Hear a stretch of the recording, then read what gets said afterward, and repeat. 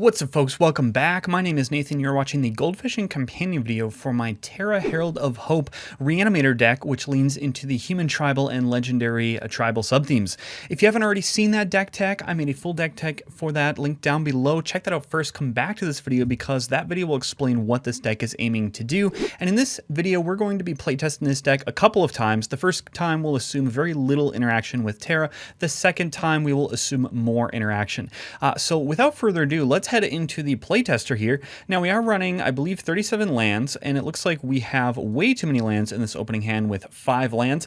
Normally, I would be kind of okay with keeping a 5-lander in a game of casual commander, but I think just for goldfishing purposes, we will go ahead and toss this to look for something a little bit more juicy. Here we have 4 lands. We did draw our Arid Archway, so our Sand Scout will be somewhat offline. We'll have to search for that Conduit Pylons with Sand Scout, but that's okay. We have a great 2-mana ramp piece, 3-mana destroy piece here if we come across an opponent with some dangerous creatures, or artifacts I should say, and then we also have a Greymond, which is a very fantastic finisher there. So we'll go ahead and keep this hand. Unfortunately, we don't have any self-mill, but we do have the bounce land in the form of Arid Archway, which can get us a card into the graveyard. So let's go ahead and play our Sulphurous Springs as our first land here, and then we will go to turn 2. Let's see, let's move Priest of Fellrights. So we do have a Soul Ring. I think what we might want to do is hold the Soul Ring for now. I know it can be tempting to run that out, but it does make you into a massive threat. And of course, we are goldfishing, but let's play as if this is a real game. So we do have the Lotho and the Priest of Fellrights, both of which are Orzhov colors. And unfortunately, we don't have access to that white mana, so we have to just simply play a land. If we actually play out our Arid Archway, we can then bounce back the Sulphur Spring, forcing the discard. And I think what we want to do is just discard our best creature into the graveyard, which is the Greymond for now. So we have developed mana and also put another land in our hands. Let's go turn 3, Victimize. Okay, so here's where we can pop off a little bit more. We're only going to have access to black mana, unfortunately. Let's see, can Horizon of Progress get us any sort of color? We unfortunately can't play out any of our white spells, except for legendary spells, which it turns out we do have our Plaza of Heroes, which is pretty awesome. So let's go ahead and play out that Plaza of Heroes. We can cast our Soul Ring and a Lorn of the Third Path. So I think we actually just want to go Soul Ring, and then we'll play out that Lorn. And hopefully we can use her to draw cards on our turn. Okay, so then next turn on turn 4, perfect. We have a Knight of the White Orchid, but we're going to need double white for it. Unfortunately, we just haven't drawn our white mana. So I think what we can do is go 1 plus our land drop. That gives us 2, 3, 4, 5, 6 mana. So because Lorn is legendary and Plaza of Heroes says we can add 1 mana of any color among legendary permanents you control, we can tap the Plaza of Heroes, also play out our Horizon of Progress, tap this for white as well, and then play out our Knight of the White Orchid. And what this will allow us to do is search us up, I believe it is called Elegant Parlor, which is the white-red surveil land, and we move that to the battlefield, which will enter tapped. We will surveil 1, and let's surveil the Blade Historian right into our graveyard. That's an excellent graveyard add. Now, we do have 4 colorless mana, which is unfortunate. I think we're going to have to let that go to waste, but we will tap the Lorn to draw a card. Taunt from the Rampart, which will allow us to get some heat off of our backs here. So, again, in a goldfishing environment, we would want to evaluate what's on the board. Here's where I suspect we would want to cast the Taunt from the Rampart if we have some dangerous commanders or board states assembled, but I will say it also does get better the later in the game that we go. All right, so let's think about this now. So what we want to do is definitely cast Terra. I think we want to play out our Sulphur Springs as land for turn, which means we'll have access to 1, 2, 3, 4, 5, 6, 7, 8 mana. So definitely want to play out that Terra, and then I'm thinking we want to victimize one of our creatures here. So let's go Terra, and we'll make sure we tap like adults here. So this will be black, red, and then I think we want to add, we're going to need a white from probably the horizon, I suppose, because we can hold up the Plaza of Heroes ability activation as we do this. And so we will play out the Terra. Now, at the beginning of combat on our turn, we mill 2 cards and she gains flying until end of turn. So let's tap our Lauren to draw a card just to see what we get here. Okay, so we have access to 1, 2, 3, 4, 5 mana, and I think if we reanimate our Greyman and Blade Historian, that will definitely make us the threat. So here's where you might want to, evaluate the board, because if your other opponents are doing very dangerous things on board, very scary things, you can definitely hit back with the Victimize and just reanimate both the Blade Historian and the Greyman. But if our opponents are still developing, here's where I would actually play out the Morbid Opportunist to just continue to draw cards. So I think we're going to just go for the splashy play because we are in a playtesting environment here. So we'll cast the Victimize, choose 2 target cards in your graveyard, sacrifice a creature. If you do, return those cards to the battlefield tapped. So we will first of all sacrifice our Knight of the White Orchid because it could be reanimated later, and then Victimize will go to the graveyard, and let's reanimate the Greyman, move to battlefield, Blade of Story, move to battlefield, and these enter tapped. And now we are cooking with gas. So if we move to our combat phase, we will then mill 2 cards. We got a Plains and then another Clifftop Retreat, unfortunately not hitting much there. And then we'll go next turn, turn 6. Okay, so let's see. So in our graveyard, if we want to hold up the 2 for Terra, we have access to a Knight of the White Orchid. That is not really great. We don't have a lot of self-mill in our hand, unfortunately, but we can have another reanimate kind of in our back pocket here with Priest of the Felrites. So what I think we should do actually is probably just cast our Taunt from the Rampart, because at this point we're probably going to need to take some heat off of our back, and considering the fact that we haven't removed any creatures yet. So if we go 1, 2, and then we go red and white, we can cast, let's see, 1, 2, 3, 4, and then we need 5. So let's tap the Soul Ring there. We've got 1 colorless floating. Taunt from the Rampart resolves, and then I think what we might want to do as well is cast a Lotho, because we appear to be pinched on mana, well, in card draw, but theoretically the mana generation will get us into Morbid Opportunist, be able to cast Morbid Opportunist. So that's going to cost black and a white as well, and we will let the 1 floating go to waste there. So, and I suppose before we did all this, we should probably tap Lauren to just draw a card. Braids. Okay, Braids is a tempting offer, although I don't really have anything great to sacrifice to Braids, so we'll just assume we play this as usual anyway. Also, I believe I'm lacking the second black pip to do so. So we'll go to combat. So now we go Goring Ceratops into the graveyard, which is a pretty nice hit. And then we also have Veronica Dissonant Scribe, which is another looting effect there. So she'll gain flying, and then we will well, she could swing into combat for double strike here, and everything else will have +2/+2 and vigilance and lifelink. So we will actually give everything here +2/+2 to all of our humans, and then maybe we send in Blade Historian just for the 4/5 double striker, Terra for a 5/5 double striker, and then Lotho we can keep up as a blocker in addition to Greymond. Let's see. Oh, as long as you control 4 or more humans you control get +2/+2. So I just realized actually that Greymond affects itself, which is pretty awesome. Okay, so now we'll go next, turn 7 here. Exotic Orchard, exactly what we want to see. Now let's try to get as many triggers from Terra as possible. In our graveyard, we want maybe perhaps a duplicate effect with Goring Ceratops in case Blade Historian is removed there. We also have Veronica or the Knight that we can reanimate. So I think what we want to do is probably save up 4 mana. So we're going to save the Heir to Archway and Soul Ring for 2 Terra activations, which leaves us 5 remaining mana. So here, let's assume that we have a pretty scary artifact on board, or some artifacts on board, and we need to cast this Dauntless Dismantler. So I think we go ahead and play out the Horizon, plus maybe the Elegant Parlor there. And then we can hold up, we can destroy each artifact with mana value 1, I believe. 1, 2, 3, 4 plus 3. And we could play out, actually, maybe we don't want to do this. Maybe we don't want to do this. We could play out our Sundering Eruption. Maybe we just make as many human bodies as possible. Actually, I think we just sort of flood the board here, and then next turn we could just cast Sundering Eruptions. So if we have access for 2 Terra Reanimates and we have 5 mana, I think our mana is better spent with Morbid Opportunist and then Priest of Felrites. 1, 2, 3, 4, 5.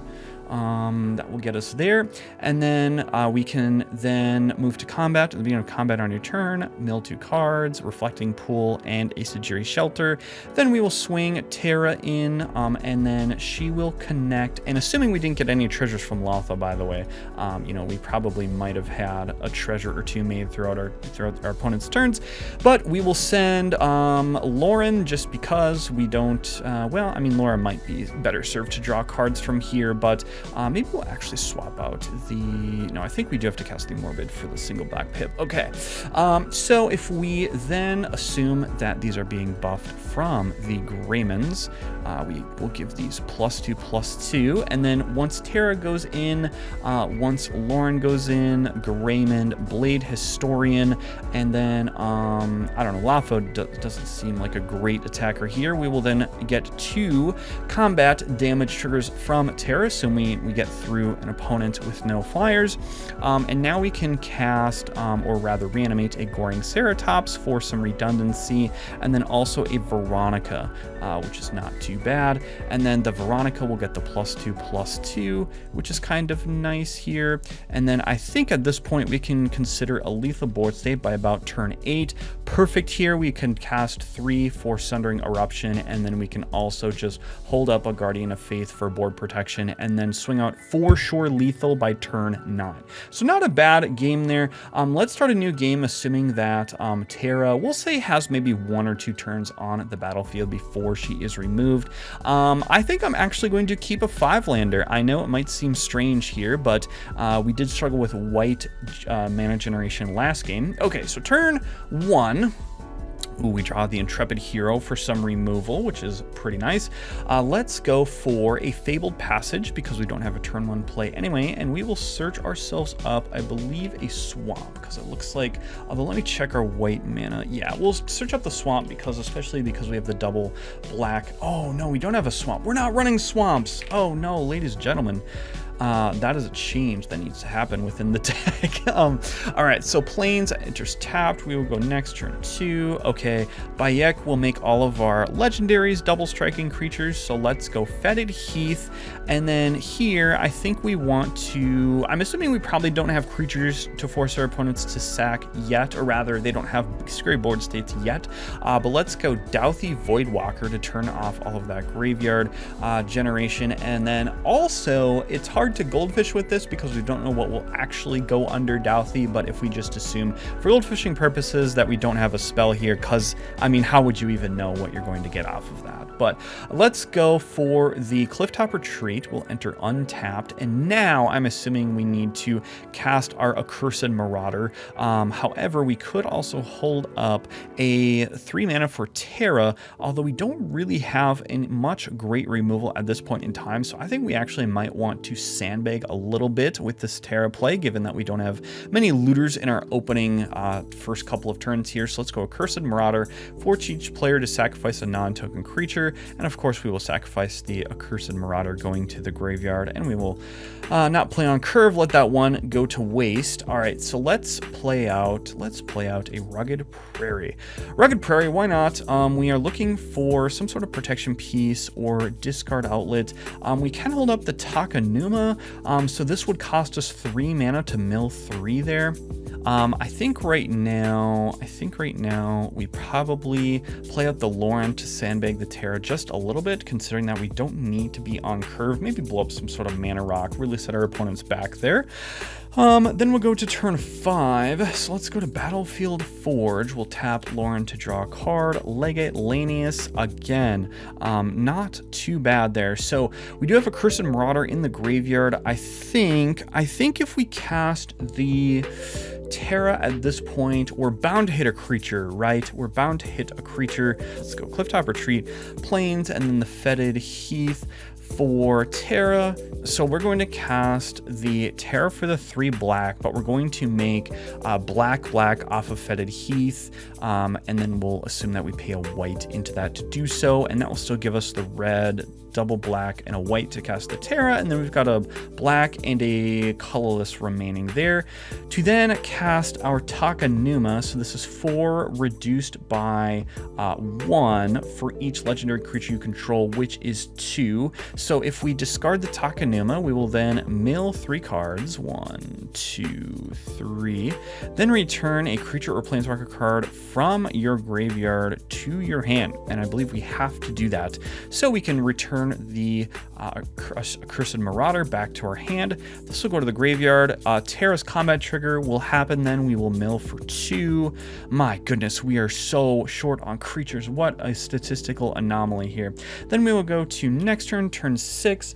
Okay, so let's play out our mountain here. We have 6 mana. Here I think we actually really try to force our opponents to sacrifice some creatures. So let's go Accursed Marauder again. Actually, before we do all this, let's tap Lauren to draw a card. Okay, the Goring, sure. 1, 2, 3, 4, 5, 6. Let's go Accursed Marauder. Force our opponents to sacrifice a non-token creature. Legate Lanius to force each opponent to sacrifice a 10th of the creatures they control, rounded up. And this will at least become a 5/5. So if we just give this, I don't know, 3 counters, that's fine. And then again, we have a Doubt the Voidwalker sitting out here, not doing much. So we will go to combat. Terra will mill 2, a Dauntless Dismantler. We actually got a hit. Ladies and gentlemen, look at that. Looks great. Now let's go to next. Now again, the deck hasn't been as fast this time around, but I feel like we've had enough removal to force our opponents to kind of keep them at bay. So now we have, let's see, 7 mana, Dismissive Pyromancer, and then Knight of the White Orchid, and maybe we just hold up our Plaza before that actually, before we play the Plaza, but it doesn't really matter for goldfishing purposes, but this cares about if our opponents control more lands than us, so we'll go search up a Plains, and let's look for that Elegant Parlor again. So Elegant Parlor will move to the battlefield tapped, Surveil 1, Priest of Fell Rights, definitely get in that graveyard. So now that's going to cost us, let's see, 2 white, the red, and then the white, leaving up 3 mana to have a Terra activation here, and I believe we can do that. Okay, so let's go to combat. So we will mill 2, Boggart Trawler and a Path of Ancestry. Okay, and then she will gain flying until end of turn. Oh, and my apologies, the Accursed also goes to the graveyard because we sacrifice itself when that enters. So now we can swing with Terra. Let's assume that we connect, and now we get to get a creature with power 3 or less out of her graveyard. And here's where we will probably run out that Accursed Marauder again to just be oppressive little annoying you know what. So the Accursed Marauder will force each player to sacrifice a non-token creature again. Let's sacrifice the Accursed Marauder. Although, hold on, do we have an ETB that we want to do other than the Accursed Marauder? I don't think so. I think we really want to just keep looping this as much as possible.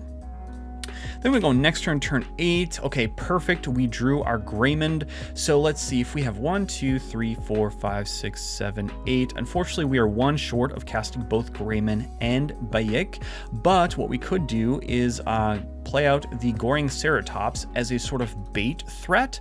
And now if we swing in with everything with double strike, and let's just tap the Lauren just to see what we would get here, then we can actually just next turn, if Goring Ceratops is removed, and let's say of course Terra has been removed as well, then Goring Ceratops, it doesn't really matter because next turn we can just untap and then play out our Bayek plus the Greymond to give all of our humans +2/+2 And we could say maybe First Strike and Lifelink, or Vigilance and Lifelink, and then give all of our legendaries Double Strike. So that would pump up our team by a decent amount here. All of the humans would get +2/+2, and then they would also have Double Strike. The Grey Mid will have Double Strike, Lauren, the Legate Lanius, and then we could also do some shenanigans here. 1, 2, 3, 4, 5, 6, 7, 8, 9. So that cost us, let's see, 5. Yeah, so that would have taken our whole mana for the turn. And then from there, I think we just swing out with a Chroma's Will. Look at that, ladies and gentlemen. So I think that was a little bit more of a slow roll on the game, but that's because we had to spend a lot of time removing our opponent's threats. We got a bunch of forced sacrifice triggers in there, some artifact enchantment destruction, some grave hate. Also, we could have had some advantage granted off of the Douthie, but that is going to wrap up the Goldfishing playtest for my Terra Herald of Hope upgraded, optimized deck tech here. So that is the video, guys. If you enjoyed it, leave a like on it, subscribe if you want to see more, and if you want to support me and my channel, you can check out my Patreon linked down below, and hopefully we will see you all in the next one.